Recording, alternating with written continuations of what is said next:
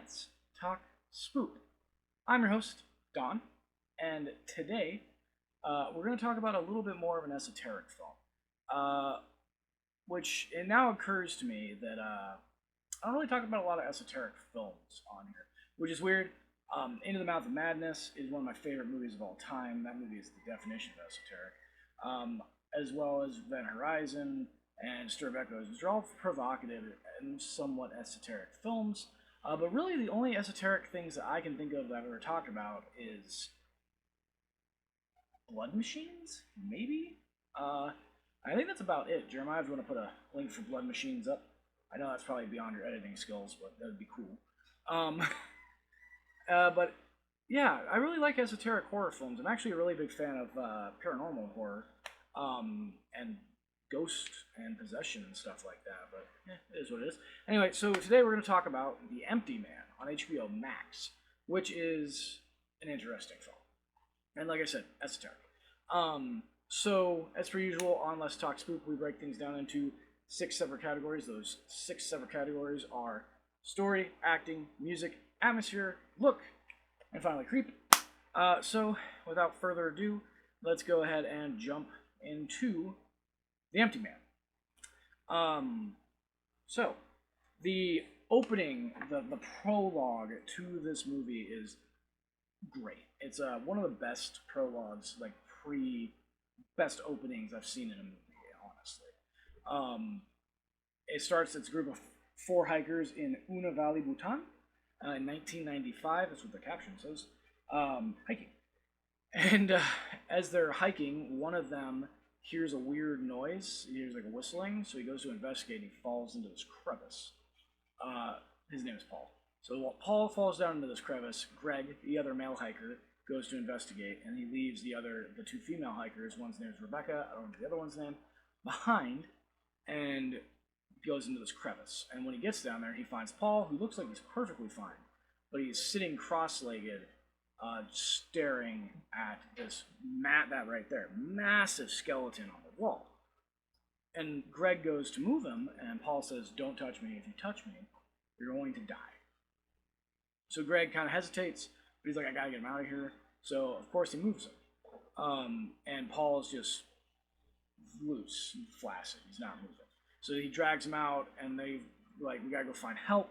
There's a storm coming in, and they find this empty house. So they go, which is never really a good sign, whatever. So they go into this empty house, and the 2 other people, Greg and one of the girls, go off to see if they can find a way out of the past to get help.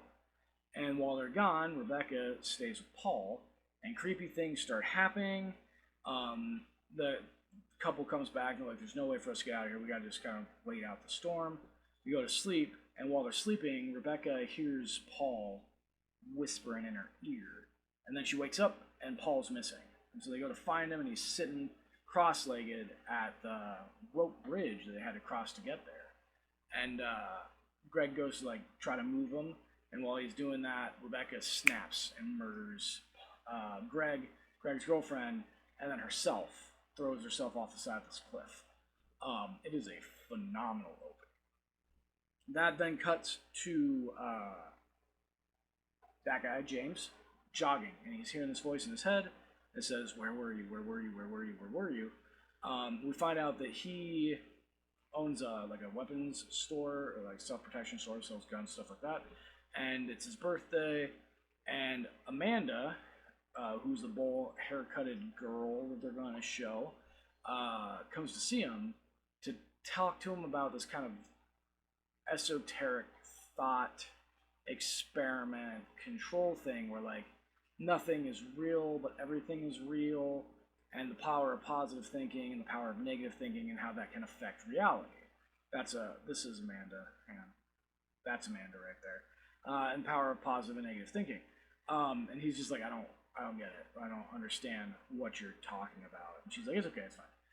And then she goes, and then he gets a phone call from her mom saying that she's missing.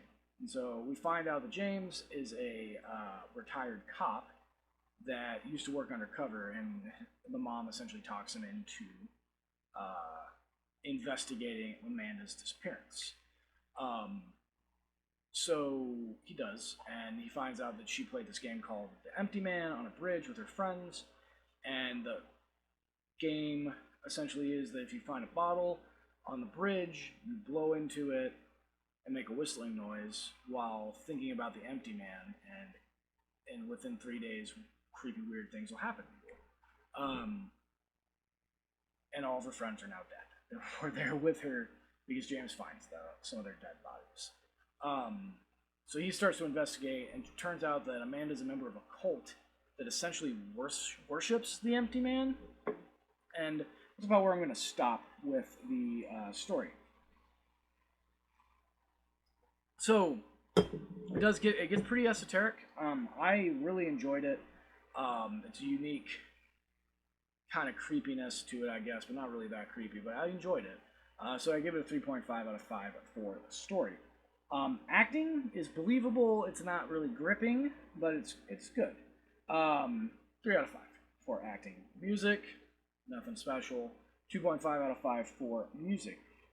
Atmosphere, it's suspenseful, but it's not quite gripping. So it's like the acting. Good. So 3 out of 5 for atmosphere. Look, there are really no special effects to speak of in this movie. There's the creepy giant skeleton. There's a kind of weird thing toward the end, and that's really it. So 2.5 for look. And then finally we talk about creep. This movie's not creepy or really scary. It's more thought-provoking and interesting, but not creepy or scary. So I have to give it a 2 out of 5 for creep.